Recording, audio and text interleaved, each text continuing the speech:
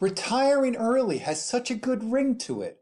However, if you do so, it could cost you thousands of dollars in Social Security benefits. In this video, I will share with you 3 of the most common mistakes that people make that could cost them money in their retirement. Hi, my name is Mark Singer, founder of Your Retirement Authority, and for up-to-date and timely information on how to maximize your retirement income, subscribe to our channel.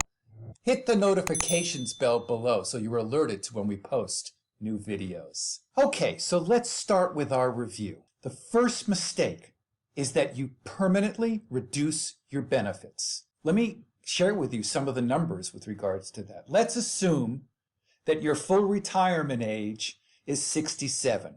In other words, you were born 1960 or later. And if you were to wait till full retirement age, your benefit would be $2,800. If you started at age 62, that benefit would be reduced by 30% down to $1,960, or it would cost you almost $1,000 a month. Obviously, if you wait to 63 or 65, the reduction is less, but it permanently reduces that benefit. Let me go over the math in a little bit different way for you. Let's assume that you have a benefit of $1,000 at full retirement age, and you go to retire at 62. It's cut by 30%, so now your retirement is $700. Let's assume you live to age 90. You'll receive $235,000 on the reduced scenario, versus if you waited till full retirement age, you would have received $276,000, or in other words, it was a $41,000 mistake.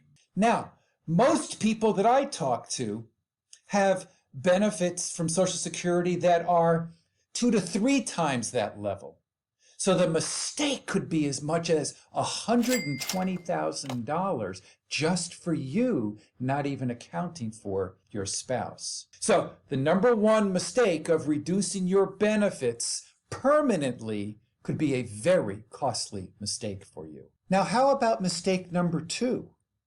Mistake number 2 is if you are actually working before your full retirement age and start to collect your Social Security. Let's go to my screen for just a moment. Now, this is called the annual earnings test. And the rules here are that if you apply for Social Security before full retirement age and you work, $1 in benefits will be withheld for every $2 you earn over $18,240 as indexed in the year 2020. The benefits will be adjusted back when you reach full retirement age. So it's important to understand what the impact could be. Now let me share with you a real life story. Many years ago, Barbara had come to me and she wished to take her kids and grandkids to Disney World. At the time, she was working part-time at Jenny Craig. She was about 64, 65 years old. So she was collecting Social Security. She had some part-time income, and she said to me she wanted to have about $8,000 more in earnings so that she could afford to take the grandkids on this wonderful memory-creating trip. So before she did that and committed that to the extra time, we crunched the numbers. And unfortunately for Barbara, it just didn't work, because she happened to hit the perfect storm for tax thresholds based on not only her Social Security being taxed, but also being withheld early. The reality was, believe it or not, that the $8,000 of extra earnings in this scenario was going to cost her about 70% in taxes. She was only going to keep about $2,400 of the $8,000 that she was going to earn. So, of course, we told Barbara really isn't worthwhile. But you could see the impact if you don't understand the numbers before you crunch them, of how it could impact what your goals are at that particular time. Now, mistake number 3 is one most people don't think of often. Oftentimes they say, well, if I get it early, the question is, will I live long enough? The break-even point could be 12 to 14 years out in terms of if I take it early or take it at full retirement age.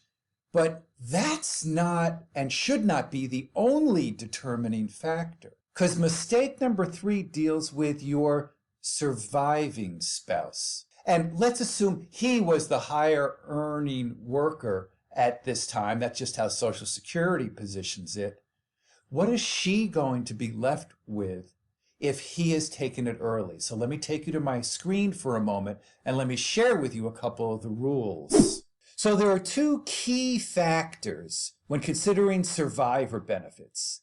Number 1, the age at which the deceased spouse originally claimed his benefit. Second, the age at which the widow claims the surviving benefit. So we have a completely separate video that you can access on surviving benefits, but here I just want to give you a summary. And this slide deals with the fact that Jim, depending upon whether he claimed his Social Security early or whether he delayed it, what would be the impact on his wife, Julie? In the first area here, we have early claiming, where if Julie's benefit at full retirement age would be $650, or if she claimed it early, she could claim it early, it would be $1,430. That's assuming Jim claimed his benefit early. However, if Jim had done the proper planning and provided for his spouse later, Julie, then he would have delayed his claiming, and Julie's benefit at full retirement age would have been about $1,000 more a month at $2,640, or even if she collected it early, a reduced benefit, it would still be about $450 a month more at $1,887. So the reality is, mistake number 3 could be very costly for your spouse, and you may not even take it into consideration when you think about collecting your own benefit. There was a recent study by United Income that indicated from their analysis that 96% of people take Social Security at the wrong time, leaving trillions of dollars on the table. If you're interested in learning more about how to create your own retirement income plan where you can maximize your Social Security benefits and pursue the retirement of your dreams, click on the link below. And if you've enjoyed this video, please subscribe to our channel, hit the notifications bell. Thank you very much for watching, and I really hope that you do enjoy the retirement journey.